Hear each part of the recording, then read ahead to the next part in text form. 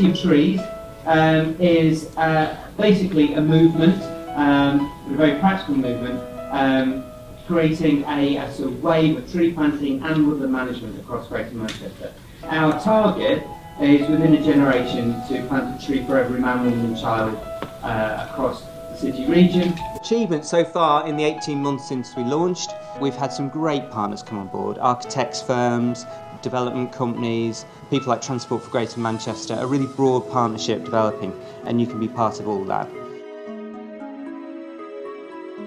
So what I'm going to do is offer you a variety of insights, evidence, if you will, about some of the current research in this field and why it's important for people to have trees around them. We know that trees are beautiful, aesthetics. We often talk about how comfortable they make places and the wonder and how awesome they can be. But we also know from a scientific perspective that there are various benefits that people gain from being in contact with trees and nearby nature. What do we know about the benefits of trees, gardens, metro nature in our communities? And I'll start with property values. The shoppers, the visitors, are responding rather positively to the presence of trees in this canopies. Thinking not about trees as an after element or planted after the buildings and the merchants are in, but how do we co-design for greater compatibility? And so why could we not regard trees as the outdoor atmospheric that helps sets the stage, it helps sets the mood for a place as people are arriving. But what we see is that across this broader spectrum of influences, the character of the environment, the character of the places where we live and engage in our everyday lives is equally, in some cases, more important for health. We're really interested in the composition of our cities and places, in the urban infrastructure that sustains all of our lives. We've ended up with landscapes and cities and towns where we sort of warehouse the different parts of our lives, which means that the only really attractive way to get from one place to another is to drive. And what we want to try and do is reduce those distances and have a much more sophisticated urban landscape where those distances that we travel to sustain our lifestyles, our leisure, pleasure, work and so on is much shorter within blocks and within the city parks.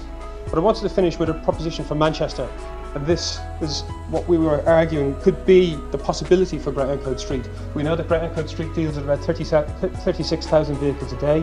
We know that TfGem's own statistics show that 30% of all peak time traffic travels less than 5 kilometres for their journeys. If we could trim off those top 15,000 journeys, encourage them to use alternative means, cycling, walking, public transport, we could accommodate that quantum of traffic within this type of landscape. Dedicated cycling infrastructure, a static band here along the edge to protect cyclists from the through movement of vehicles, and then lots of green infrastructure and trees, and using green infrastructure and trees to order and structure the spaces. Yeah, so people could come to us with a vision, and they might have a vision for green streets or plazas or completely revamping their retail areas. So the first thing I want to say is soil quality and volume are of all importance.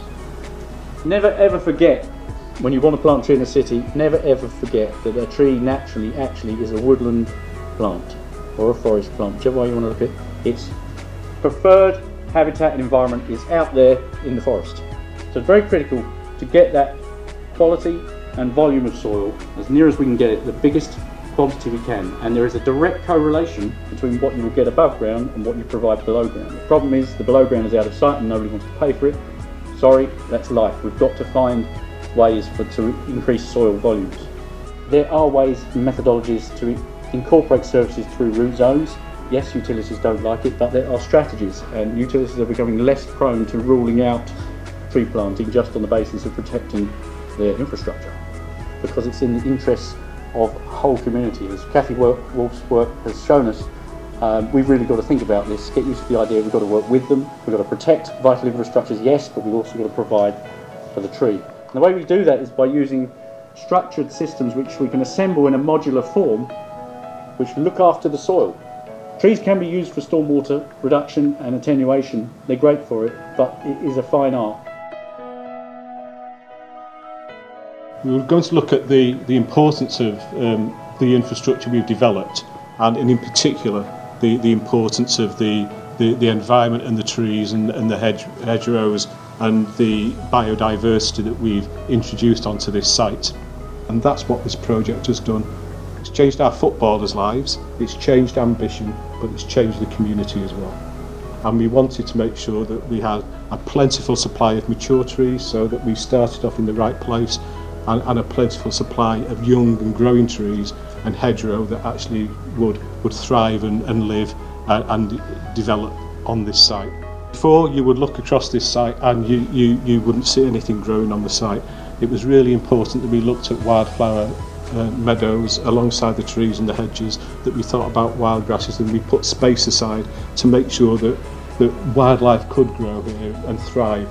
So I'm really pleased that green infrastructure is still sort of really high up on the agenda.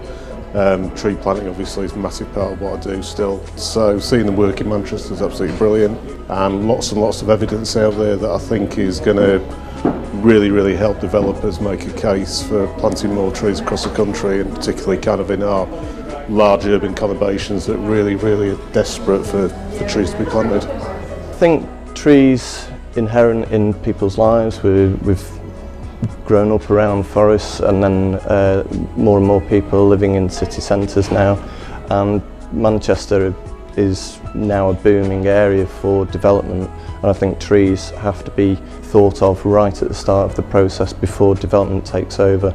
As an organisation, we already do quite a lot of work with City of Trees.